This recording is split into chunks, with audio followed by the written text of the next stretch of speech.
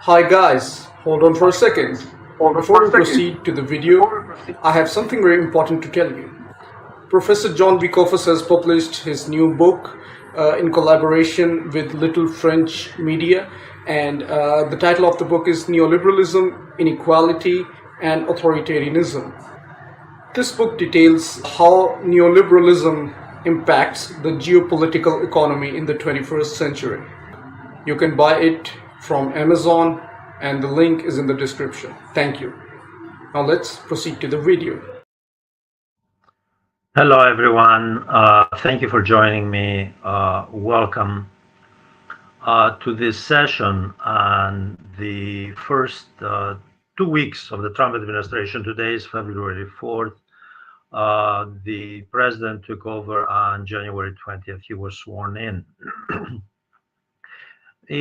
From January 20th to February 4th, the two overriding issues in U.S. government policy have been, first, the tariff policy of the United States hitting not necessarily just China as a country that the United States deems threatens both its national security interests as well as its economic security interests.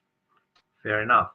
However, the United States under Donald Trump, as people who follow the stories know, has lashed out at the two immediate neighbors, Canada to the north, Mexico to the south. Plans to obviously has already announced that there are plans for the European Union, plans for India, and there are, in fact, South Africa. Now we'll talk about South Africa too. So that's one issue that this administration has left its mark the first 2 weeks, couple of weeks that it's been in office already on the issue of economic nationalism, targeting essentially anyone, not just presumed enemies like China, however, also friends like Canada and Mexico, which are partners and part of the NAFTA treaty. The other overriding issue, that's one issue, the tariff issue. The other overriding issue in the first couple of weeks of this administration is the very big celebratory pronouncement that the United States government has a wasteful bureaucracy. It does not need 5.1 million bureaucrats, civil servants, that is. That it, in fact, Musk has, I don't know where he gets these numbers from, he has argued that we can get rid of 2/3 of these people, 3/4, in fact, 75% of them go, and save 2 trillion in a budget, in a U.S. budget currently of 6.7 trillion. Now, how those numbers, where did those numbers come from? I have no idea. But we will unravel some of this material and see where is this all coming from. The question is, what is the agenda? What's behind all of this? Is this as simple as it sounds, that the U.S. government will bring in hundreds of billions of dollars by imposing tariffs on other nations, friends and foe alike, and by slashing the civil service sector, which wasteful. Whose benefit? For whose benefit is this being all done? We will look at that in depth. This is much, much more complicated because behind all of this is a theoretical model, which I will go into in some detail today, called the Unitary Executive Theory, which has been around for some time, but it became especially important. The Unitary Executive Theory, which, by the way, Democrats have also, to some degree, embraced, unfortunately, in practice, but so has the Supreme Court. So has the Supreme Court legitimizing unitary executive theory. Unitary executive theory, by the way, is not in line with the American Constitution. Excuse me, because the American Constitution places the weight of the US government of liberal sovereign democracy on the legislative branch representing the citizens of the United States, not concentrated power, which unitary executive theory implies, on the White House, on the executive branch. So the balance of power and separation of powers here between branches of government is very important. The founding fathers were well aware of concentrated power at the executive branch in the 18th century when the Constitution was drafted, and they were cautious about doing anything that would strengthen the executive and weaken the legislative because they knew back then, this is the 18th century, okay, that meant having something equivalent to an absolute government. Absolutism was a form of government under monarchy in the 18th century that they dreaded. The founding fathers dreaded that system. Today, of course, there are no absolutist regimes, absolute monarchies, but there are authoritarian regimes. So the issue for the United States, if we go the route of placing this matter in the constitutional framework, is are we getting away from the liberal democratic roots of the intent of the founding fathers and down a slippery slope toward illiberal democracy? Illiberal democracy simply means you do have an electoral government, you do have elections. Trump was elected, no doubt. However, the policies and practices followed by the elected government resemble much more what takes place in authoritarian regimes. Uh, Unitary executive theory models are invariably associated with global south governments, third world governments. They're associated with Vladimir Putin and the Russian Federation. They're associated with Erdogan's Turkey. They're not associated with Western transatlantic democracies rooted in the age of the Enlightenment, in the liberalism coming out of the age of the Enlightenment, the 18th century. This is not Jeffersonian democracy. This is the slippery slope toward authoritarianism. And this is why a number of elected officials in Congress have actually used that term, some actually going as far as using the term dictatorship. We're not interested in polemics. The terms are not as much the issue. The issue is what is going on here? Why is this all taking place? Now, let me point out that let me first of all bring out the uh, argument of the president and his right hand man, Elon Musk, the richest man in the world, a billionaire entrepreneur, who argue that the goal is to save money, save the government money. get rid of this wasteful federal bureaucracy. Okay, let's look at the wasteful bureaucracy. How many are there? How much money can be saved? There are, according to the federal government statistics, 5.1 million federal workers. We have to exclude 700,000 postal workers and 2.1 million, which brings us now the 700,000 plus the 2.1 million in military personnel.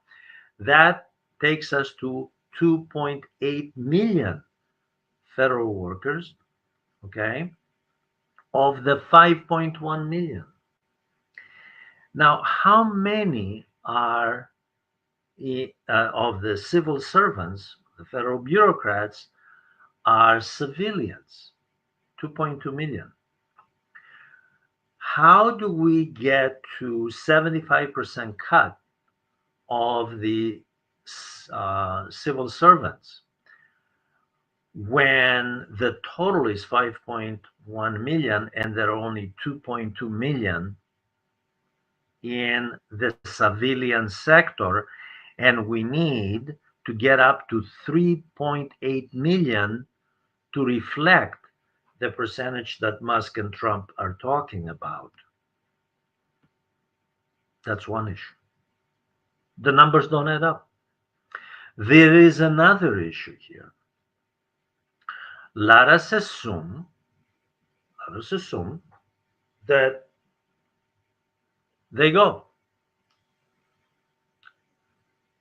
What happens to all of the services that they provide, they have been providing historically? What happens to all the services? Who carries them out? Obviously, one of the goals here, because the ideological driving force behind all of this is neoliberalism, all of this is rooted in the embryonic stage of neoliberalism during the Reagan period, when he was the first to attack the federal bureaucracy as wasteful and so forth. Let us assume they get rid of 2/3. Even though the numbers don't work out, let's assume they do. Who carries out the work? Everything from the Treasury Department to Commerce to State Department, all of the agencies, Department of Agriculture. What are most of the U.S. government agencies do? What have they been doing? Let me give you a brief lesson here on how the federal bureaucracy expanded and why the populist right-wing rhetoric of today is vacuous, devoid of any rational thinking, and devoid of any realism. And its only goal, as some scholars have already pointed out in writing about this, is to create a clientelist state. That is a state like many non-Western countries have, where the bureaucracy is an appendage of the ruling party, a patronage network, loyalists to the GOP, rather than merit-based, which is what the president claims. He wants merit-based system. Well, how did we get to merit-based to begin with the U.S. federal bureaucracy? Those of you who have studied American history know that the genesis of this is in the progressive movement, which starts in Wisconsin, actually at the state level, spreads to New York, other states, and then it hits the federal government when Theodore Roosevelt comes in. This era, which ushers in progressivism and the professionalization of the bureaucracy, the government bureaucracy, was part of the progressive era under three progressive presidents: Theodore Roosevelt, William Howard Taft, and of course, Woodrow Wilson, a Democrat. Two Republicans, one Democrat. That's the progressive era. What existed before that?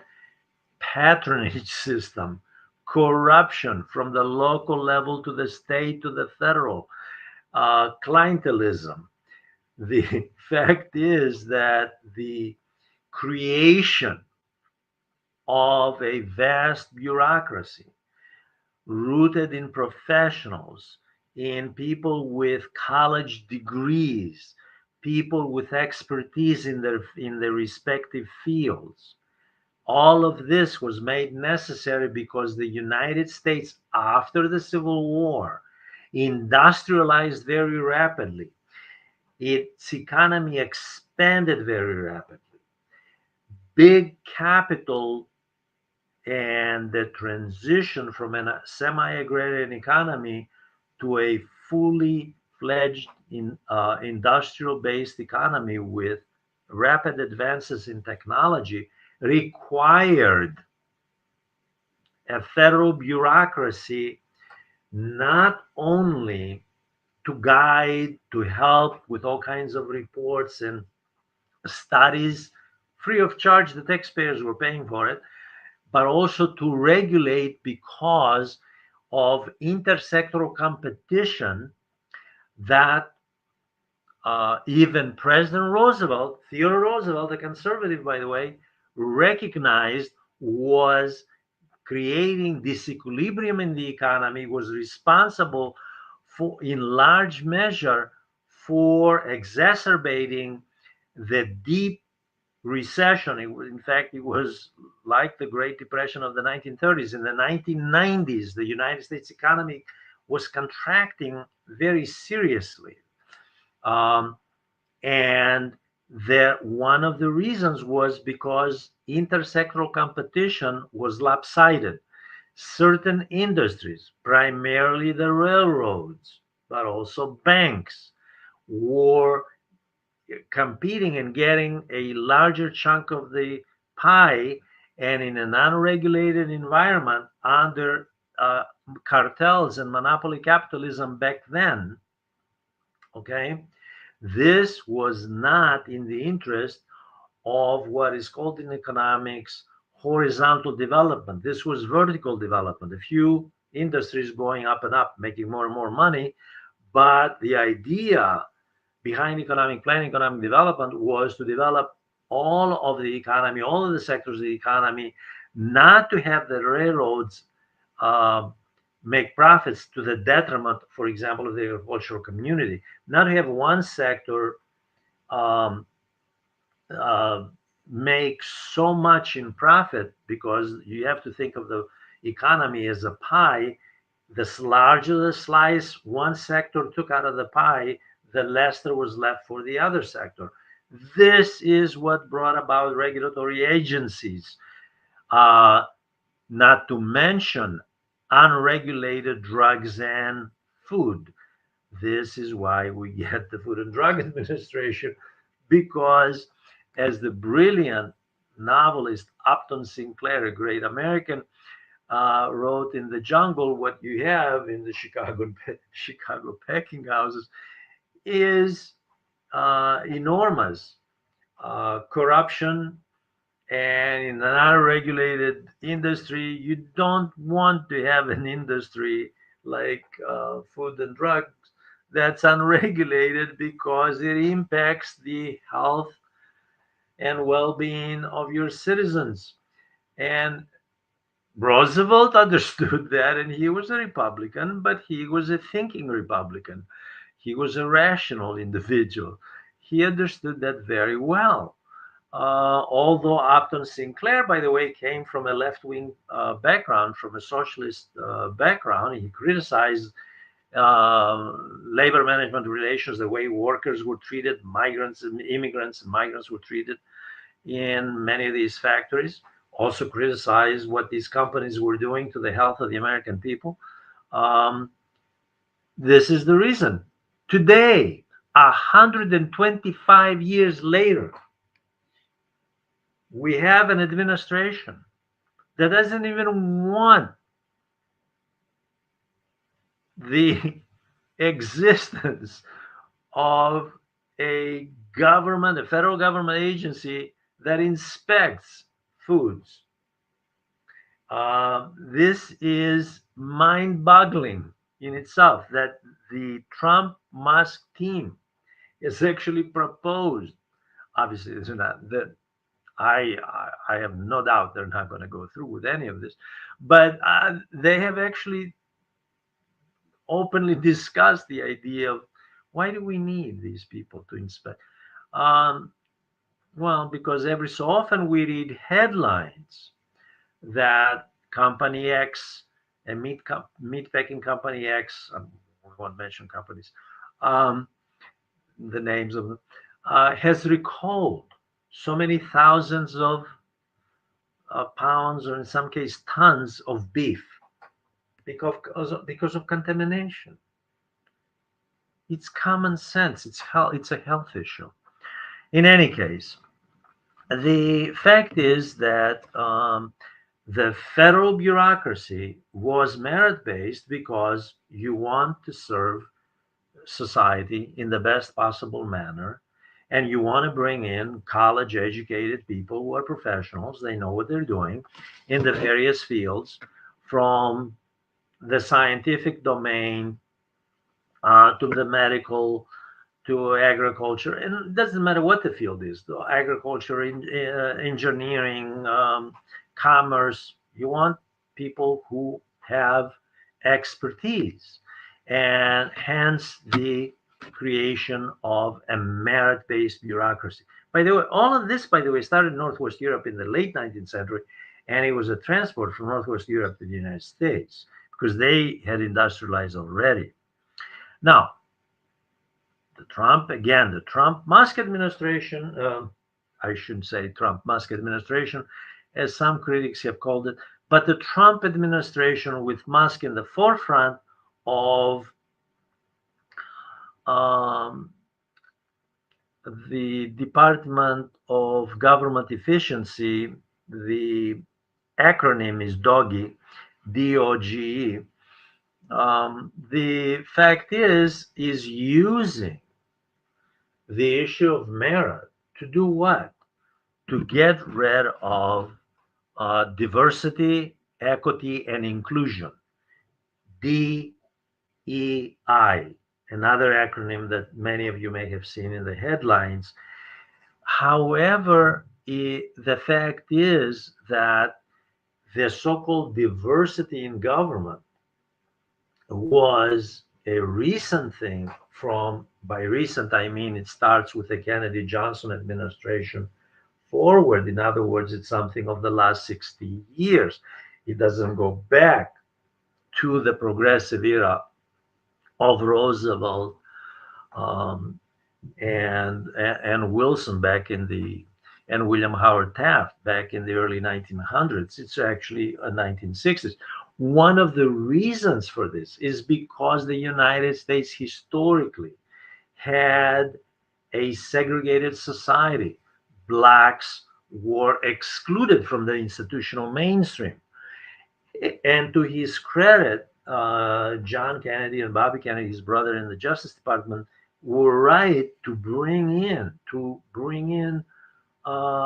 have this policy of inclusion, of diversity and inclusion and equity in government, in federal government, and provide jobs for people, because there were many businesses in the private sector, just like there were many universities, unfortunately, including a couple of universities that for which I worked when I was in higher education, that would not even accept blacks as university professors. Okay, so the fact is that you have this historical legacy of racism. So the federal government takes the lead during the civil rights movement to make the bureaucracy, the federal bureaucracy, more diverse, more women, more minorities. Now, having said that, let me point out, by the way, that there is still a merit based system within the diversity model. Okay.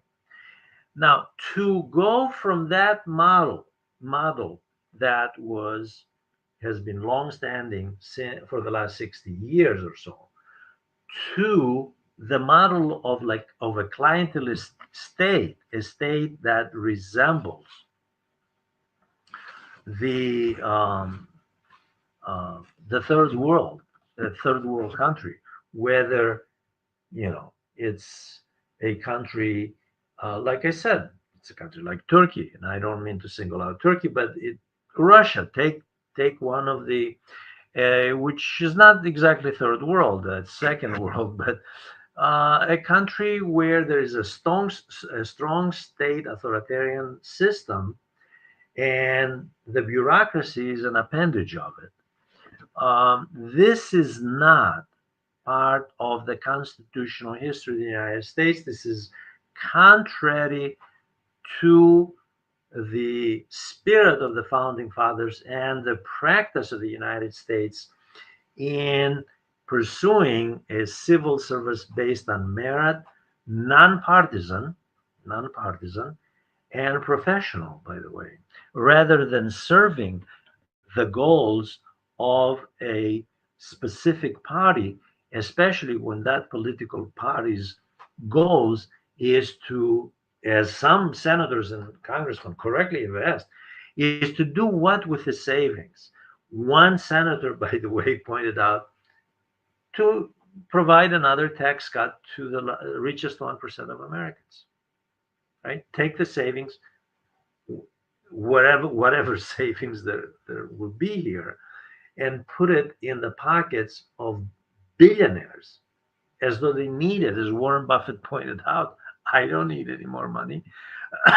I'm a billionaire.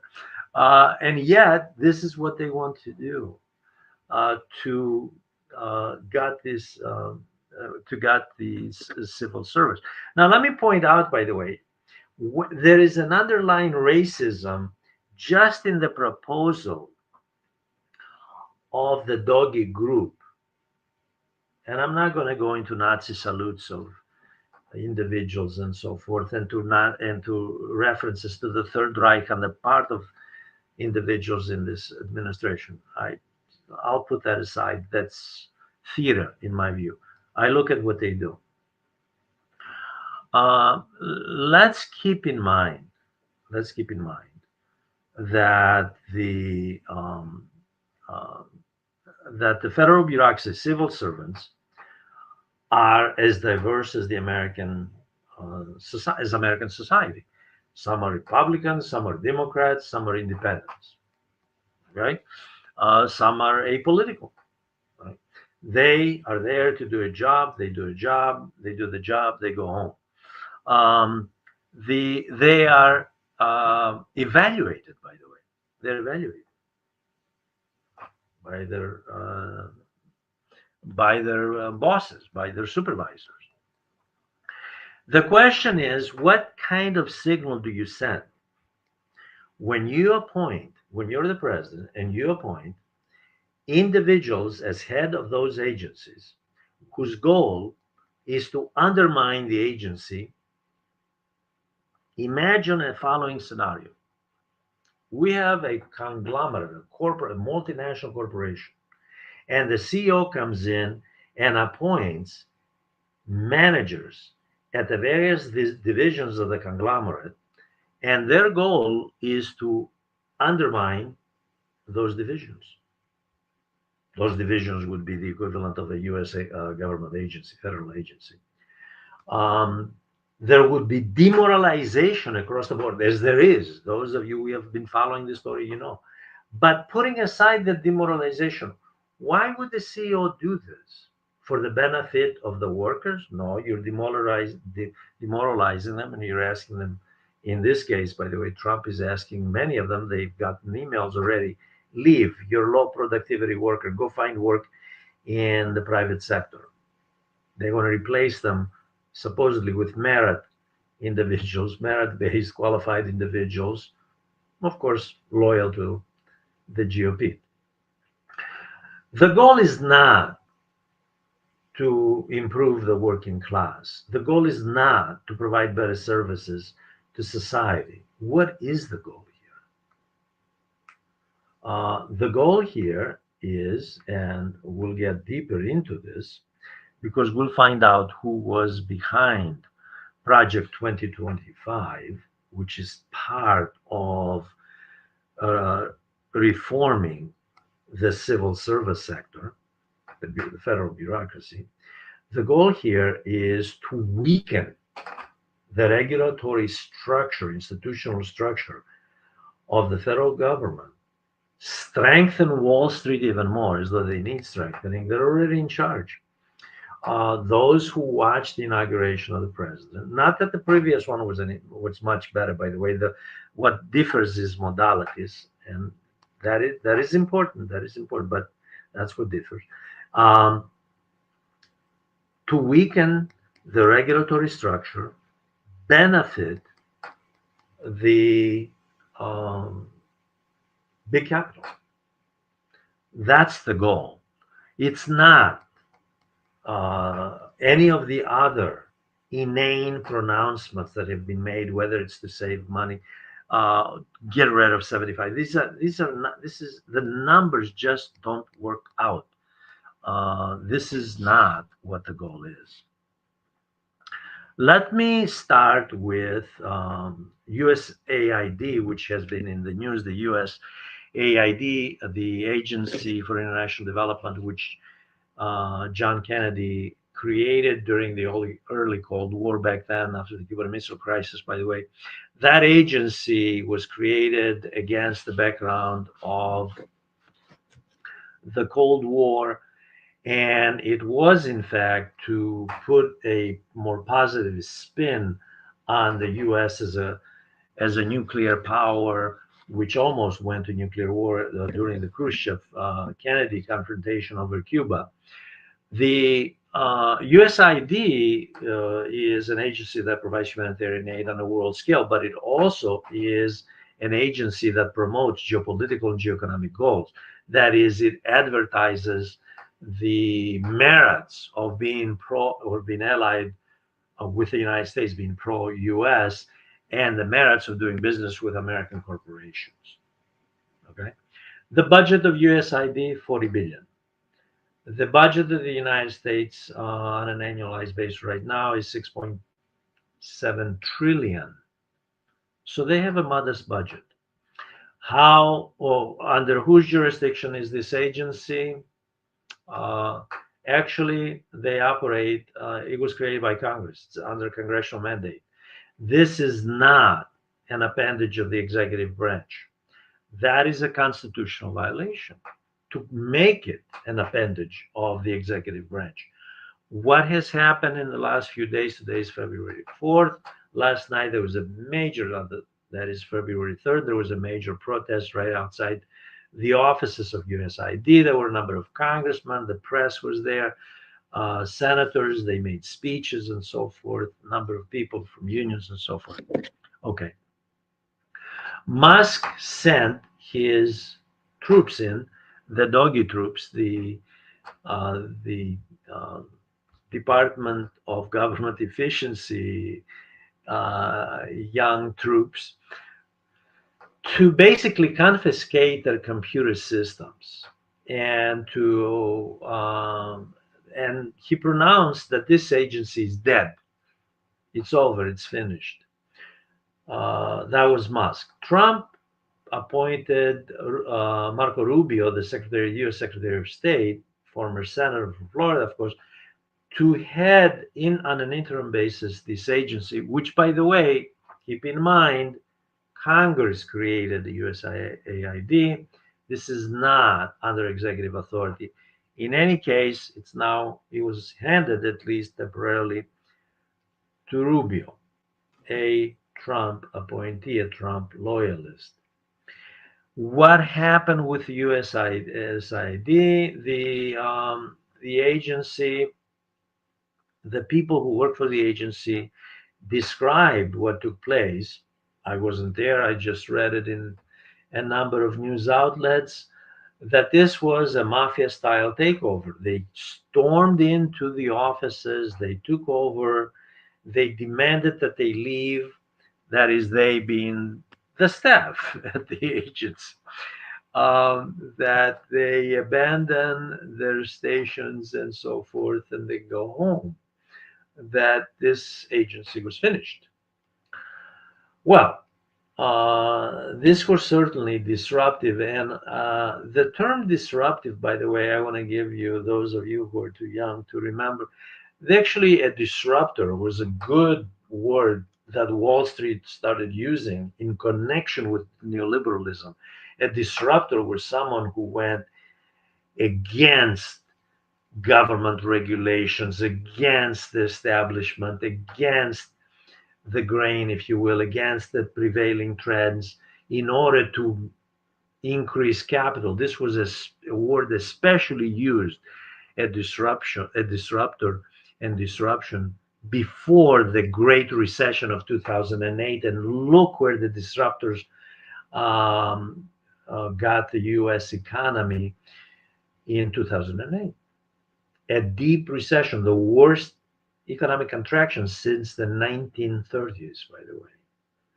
So the disruptors here are these people working for the richest man in the world who works on behalf of Trump in this agency, promising to save $1 billion. He throws out numbers all the time: $1 billion a day, get rid of all these federal workers, as though these federal workers are all, remember the numbers, 5.1 million, of which 700,000 postal, 2.1 million military personnel, 2.2 million civilian. Of that group, only a small segment in the social services and social safety net sector.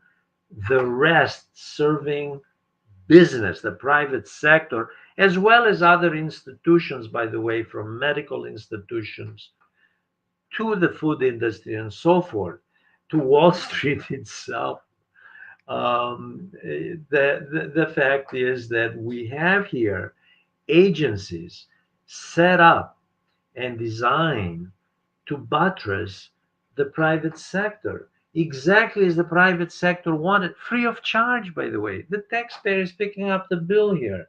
Here come these people arguing, we can save you money, get rid of these. And who's going to do their work? Privatize the federal bureaucracy like prisons were privatized? These are the insane uh, boundaries of neoliberalism. Privatize everything public, including the government, the federal government.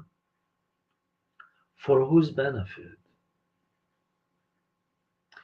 Statistics clearly show that as we have moved on from the embryonic stage of neoliberalism under Reagan, privatized and deregulate everything, from Reagan to the present, under both Democrats and Republicans, by the way, statistics show massive capital concentration where the 1% own the vast majority of the world, of the wealth, while the bottom 70% own increasingly a shrinking less of a pie of the economic pie, as three things in American society keep rising: cost of housing, cost of healthcare, and cost of higher education.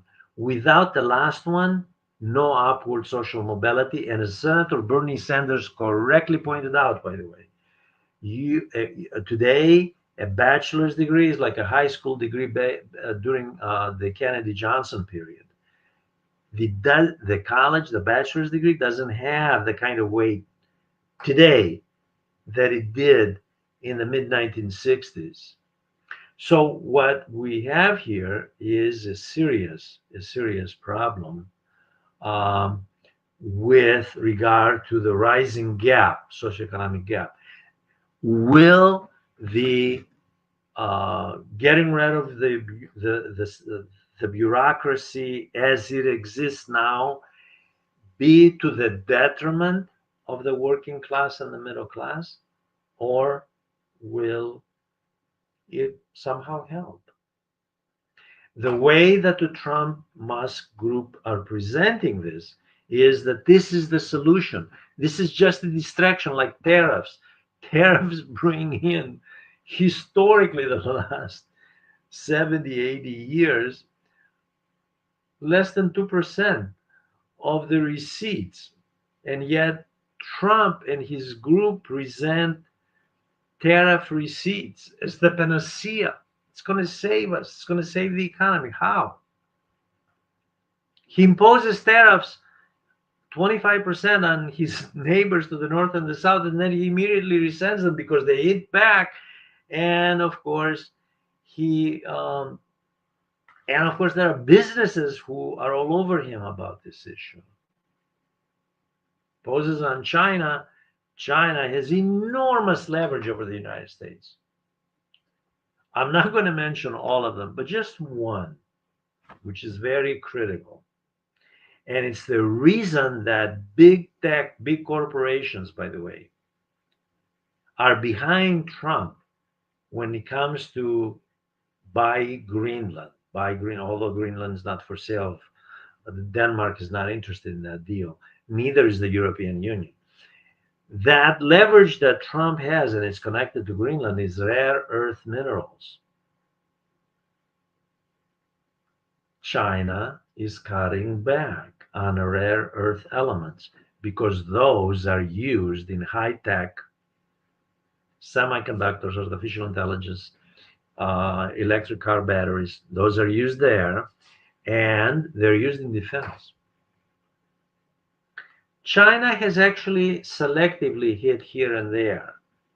They haven't pulled out all the guns because they have a lot, believe me. The fact is, China is in a hugely advantageous position over the United States. They need the United States economy because this is how they can keep growing even more. However, they could not simply do nothing. So just as tariffs are self-defeating, as many critics have pointed out, including Republicans, by the way, okay, um, this idea and tariffs are a distraction, as though it's a panacea. The working class enemy is Mexico, Canada, China, the European Union. It's all these. That's why you don't make any money. It's not the fact that the minimum wage is around $7.25, and CEOs make multi-million-dollar packages in comparison with other countries, not including in the G7, but not just in the G7, but also China, the world's second largest economy in nominal value. Look at what American management, top management, corporate management makes in compensation packages versus China. And then look at the compensation American workers make, and then take into account, by the way, this is very important, all the social services from free healthcare to free education that the Chinese provide versus the cost of healthcare and education in the United States. So these are issues, these are distractions, so that the American people think that the enemy is not Wall Street and the military industrial complex, which sucks up enormous resources, okay, close to 1 trillion right now, okay, in a $7 trillion budget. That's an enormous amount of money. That's not the federal bureaucracy, that's the military. So what we have is a serious problem here because this is used to distract the American people from what the real cause is for the rising socioeconomic gap and the rising level of poverty. China has eradicated extreme poverty. The United States poverty keeps going up. Homelessness keeps going up. And it's not just in California, it's all over the United States.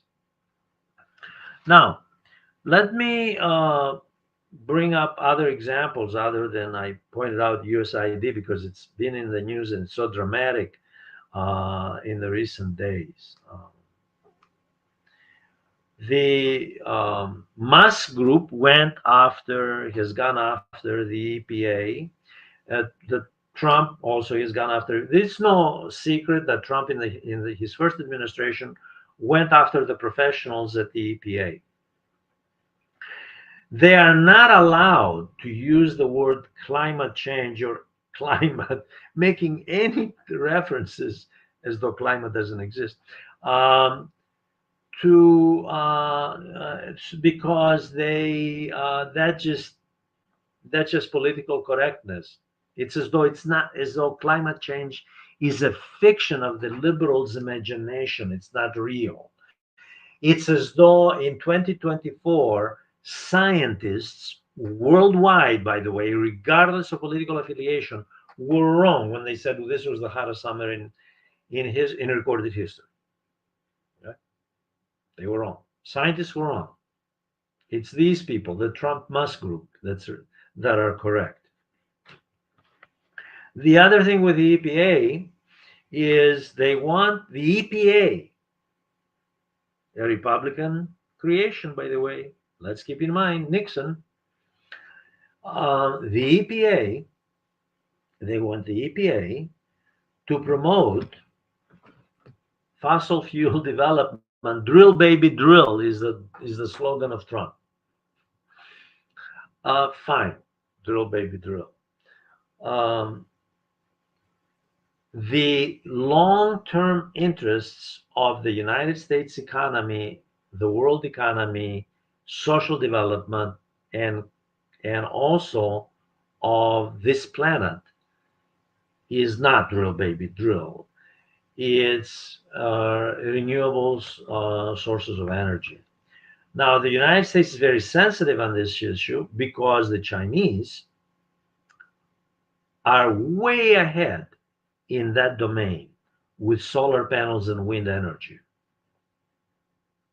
They're way ahead. So they figure, okay, we'll go back to fossil fuels. China is ahead in electric vehicles. By the way, the number one electric vehicle company in the world is Chinese. It's not BYD. It's not Tesla. It's not any Western company. It's China. It's China. In any case, which by the way, the United States will not allow electric vehicles to come in. Okay. So the EPA under attack. The National Institutes of Health out in Bethesda, just outside Washington, D.C., in Maryland, under attack.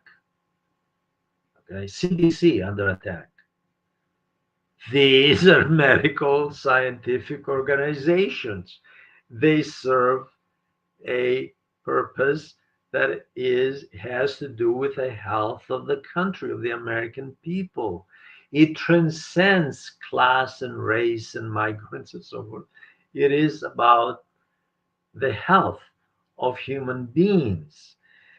Removing capable scientists, whether it is in the Environmental Protection Agency or in medical related agencies, removing and trying to, for example, he sent an email to them saying you can't meet any of your commitments for meetings, medical or scientific meetings. He cut them off until further review. This is as though there would be a lot of money saved. This sort of thing is regressive. This is 19th century thinking. This is not golden age thinking. This is gilded age thinking. The Trump administration has also attacked the Food and Safety Inspection Service. Now, this is about the health of the American people. Again, I made a reference to Upton Sinclair's best-selling book, The Jungle, which was about how the United States was in desperate need to regulate the food industry. And here they are in the 21st century attacking the regulatory arm in this sector, in food. Um, Musk also went as far as to lock out officials from the Office of Personnel Investment,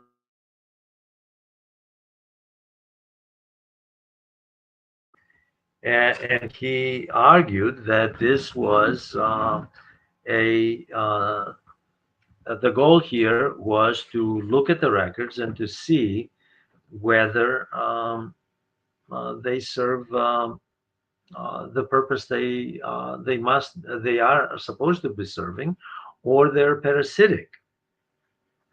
Now, why has this all taken place? Why has this all taken place? Who is behind this?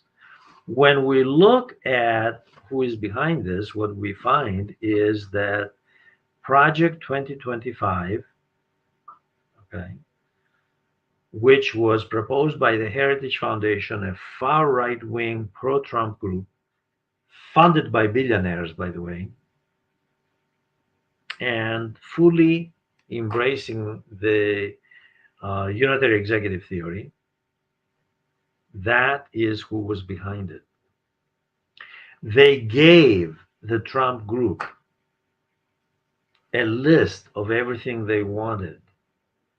And the Trump group, with Musk, who is regarded as some kind of a business hero, although it is universally known that the corporations that he's been involved with have been receiving corporate subsidies from governments, including the US. Not that other companies haven't, by the way. Project 25 is the brainchild of the Heritage Foundation, which is far right wing, and there are right wing billionaires behind this. These people are not could care less if there's a merit based civil service, merit based federal bureaucracy. Their interest is to make sure that the federal bureaucracies, including the IRS, by the way, which whose inspectors have gone way down in the last 10 years and continue to go down, who are supposed to be out there doing their job, making sure there's no tax evasion and avoidance. Okay. This group is interested in weakening the federal bureaucracy, strengthening Wall Street, so Wall Street can become even more runaway entity operating on its own, self-regulating. We have seen what they have done, not just now, by the way, from the 1890s, when there was a deep economic contraction, a depression, in some respects worse than the one in the 1930s, to the 1930s, to 2008, we have seen what Wall Street is capable of, what the corporate sector is capable of. It's capable of self destruction. Exactly as John Maynard Keynes, the great British economist who advised FDR in shaping New Deal policies, stated the predatory instincts of the private sector, of corporations, okay, are such that they bring the economy to the brink.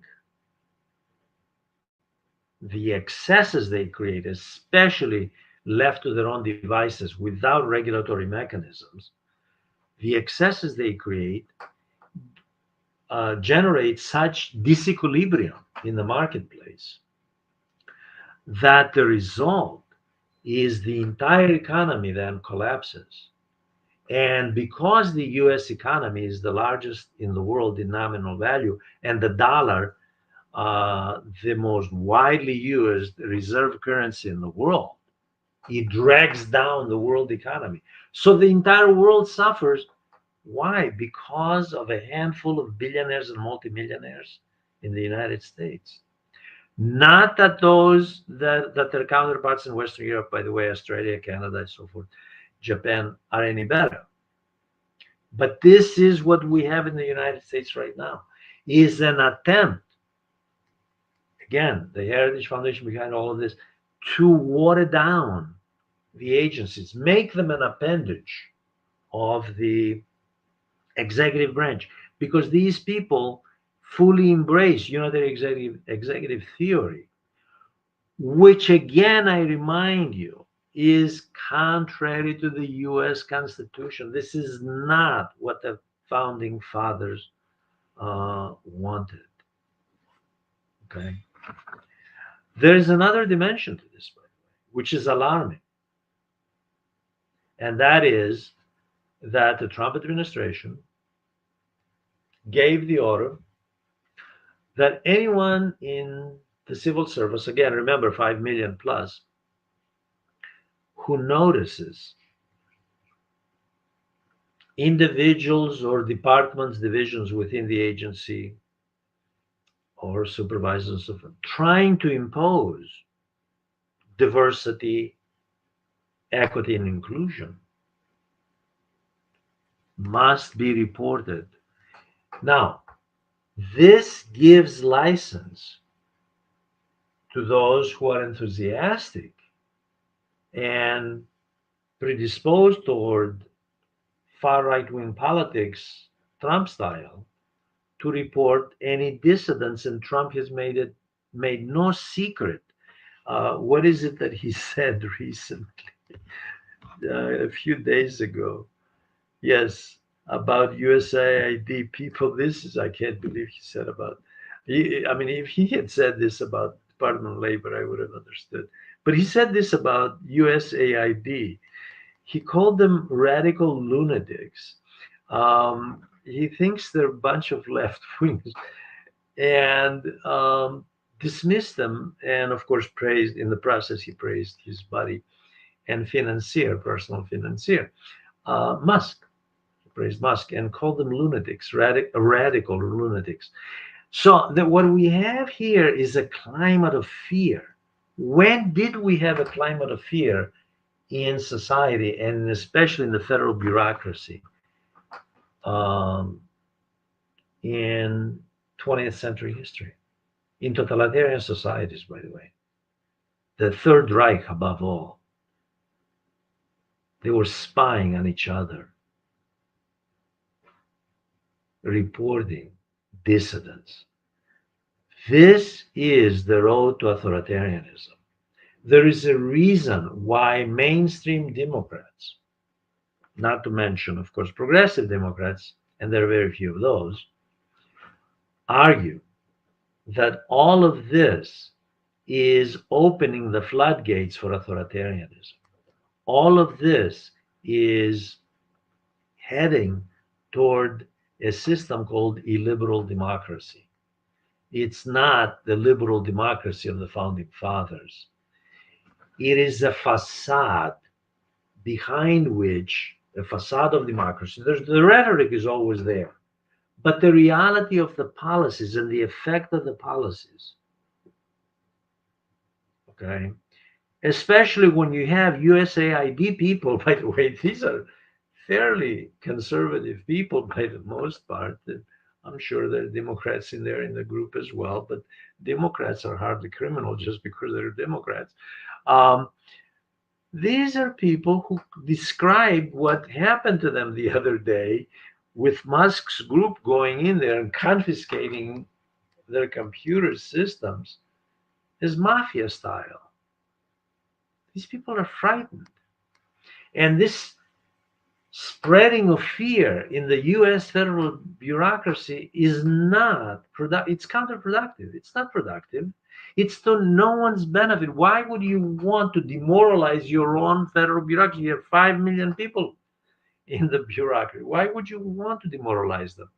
Including, by the way, this is when I read this, I couldn't believe it, including in intelligence agencies and the Pentagon. There are people in there looking over their shoulder.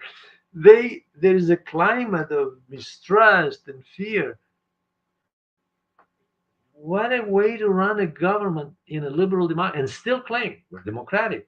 And not only that, by the way, they claim we're the model to the world. Other countries should emulate us. In any case, I want to talk a little bit about unitary executive theory. Some years ago, I wrote an article on it. I guess it was during the beginning of the first Trump period back in administration back in 2017 when he took office. The fact is that there are Democrats who have embraced this as well. It is not in line with the Constitution of the United States. Point blank, that's first and foremost. However, it has been endorsed by a number of think tanks, including right-wing think tanks like the Heritage Foundation and the Federalist Society that provide justices for the Republicans. Um, the Supreme Court has given its stamp of legitimacy to this through a number of the rulings that he has made, like placing the President of the United States above the law by exempting him from prosecution for anything he did while he was in office, while he is in office. The fact is that executive, the unitary executive theory is dangerous because it's a slippery slope toward abandoning the pretense toward democracy and arguing that conditions are such they're emergency conditions that you have to have a very strong executive branch that bypasses the legislative branch. Now, let me point out that during war, this theory applies. The executive branch does become very powerful. The president makes decisions, but that's during wartime. It's true that the executive becomes very strong in wartime. World War I, World War II. Roosevelt, four-term president. Okay. However, this is not one of those times. This is time of peace. Never mind the proxy war in Ukraine and the other one in Israel. The question here is, to what degree has the media and the establishment, Democrats and establishment scholars and establishment institutions stood up to this? This is one of the things that I have looked at to determine to what degree will we have the full implementation of unitary executive theory and the slippery slope toward more and more authoritarianism as time goes on. And unfortunately, the media, mainstream media, and mainstream establishment Democrats and establishment institutions are very careful about how they proceed. They will not attack. They may attack individuals and personality and nuances in policies, but they will not attack the overall goals and the overall purpose behind all of this, which is to strengthen Wall Street and make it even more hegemonic over the state, which state increasingly looks like it is under a strong executive and a weak legislative branch. When you have a strong executive and a weak legislative branch, That's authoritarianism. That's exactly what the founding fathers feared. They didn't want that. They knew because they looked at the Europeans. So we have here an attempt to create a clientelist state. A bureaucracy is an appendage of the ruling party, a strong executive, weak legislative, all of them in the service of Wall Street and providing fewer and fewer regulatory measures to contain their uh, proclivities to greediness that led to the great recessions and depressions. Actually, the depression of 1890, the depression of 1930s, the great recession of 2008, and all of society and much of the world suffered along with that. This is where we are. The question is, um, with this sort of regime, dissident voices are silenced in universities, in every institution you can imagine, from educational institutions to obviously the private sector. People exercise under such conditions self censorship because they know that speaking out will cost them. And as the great Italian intellectual Palmiro Togliatti pointed out in the 1930s, he was, of course, exiled by the fascist regime of Benito Mussolini. He was exiled to Russia, the Soviet Union back then. Um, People will go along just to survive. They'll go along with anything just to survive. And the idea that there is freedom and an open society under these conditions is delusional. There is less and less and less freedom. The richer you are, the freer you are, of course, in any capitalist society. That's a given. But criticism of the establishment, and not just the front people who are politicians, but who is behind those people. Like I said, Project 2025, a gift from billionaires to American society. Where is all this headed? And is this beneficial to American society, including, by the way, to the capitalist system itself, which has its own contradictions, myriads of contradictions, and American elites are blaming China, they're blaming the European Union, now they're blaming Canada and Mexico, blaming everybody, except to look inward, to look at the structure of the national economy and the policies of economic development, social development, and to look at how they have molded society through the institutions, okay, and to reflect on that and to fix that, to fix their own home, which is crumbling under their heads, okay, rather than blame the rest of the world for the problems that they have. I want to mention one other point before I leave, because this is related. When I read it, I just couldn't believe it. Um, the Trump administration, in its enthusiasm to argue, this has to do with USAID and American foreign aid, uh, announced that he was cutting off all aid to South Africa. Now, South Africa obviously is not no friend of Israel, because it took the lead in accusing Israel of being an apartheid state and committing genocide in Gaza. And South Africa actually has been trying since Nelson Mandela back in the early 90s to do something about the fact that 80% of the population is black. They own 4% of the land. 4%. Whites own 74% of the land.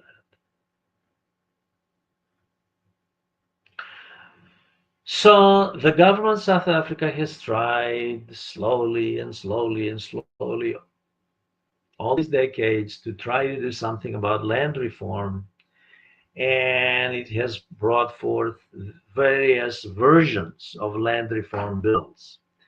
And now it has a land reform bill that obviously talks about expropriation.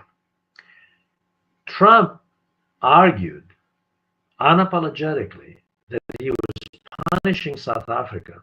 This is the this is a serious issue, and one would think that his advisor would tell him to back off. But one of his advisors happens to be South African, by the way, Musk and White. That he doesn't like the way that the South African government, the black majority government, is treating certain class of people, namely the white minority, which owns 3/4 of the land, and they're a small percentage of the population. Invaders, their forefathers were invaders at that. They took over the country for the diamond mines in Kimberley and gold up in the Transvaal region. Okay, so he hits at South Africa and argues, well, look at them. Like the way they're treating a certain segment of the population. The irony here struck me because, yes, the whites, which remain the elite in South Africa, by the way, the socioeconomic elite in South Africa, are a minority. All of a sudden, Trump is concerned about the white minority, the privileged white minority, but not the underprivileged black and Hispanic minority in his own country. This is a very serious issue because it just smacks at hypocrisy, and it is indeed indicative of a government that has no sense of self-awareness. Okay. Now, I believe that the next 4 years will be, in fact, chaotic. And the reason is very simple. There are so many contradictions in the policies of this administration and hastiness. The person in the White House imposes tariffs on the neighbors. These are allies, the historic allies of the United States, part of the NAFTA group, Canada and the US. The biggest trading partner in the United States, Canada and Mexico, sorry, partners of the US, right? Biggest trading partners after China. So, and then China, I should say, because China has reduced its trade with the US in the last 5 years, actually the last 7 years. So what you have here is just as soon as that happens, they retaliate, and there are corporate interests who say, "What are you doing? Our interests are hurting," and then he takes it all back. He says, "Okay, you have a month grace period." This is a way to run a government. That's called stability. Just from a point of view of steadiness and stability, why would anyone take this administration seriously when they behave like this? It sounds like blackmail. What's to stop them from doing the same thing to India, which they have threatened, by the way, with tariffs, and to the European Union and other countries? By the way, South Korea and Taiwan. Taiwan included. Taiwan, which on the one hand, geopolitically, the US has been agitating, will continue to agitate against China, and on the other hand, clobber them with tariffs. So this is all the myriads of contradictions I predict now, I foresee, will continue and create further chaos in the next 4 years. I thank you for listening. I invite you to ask questions, to write comments, and to please join this channel, which my very good friend Asad Alim manages. This is an educational channel, and I thank you once again.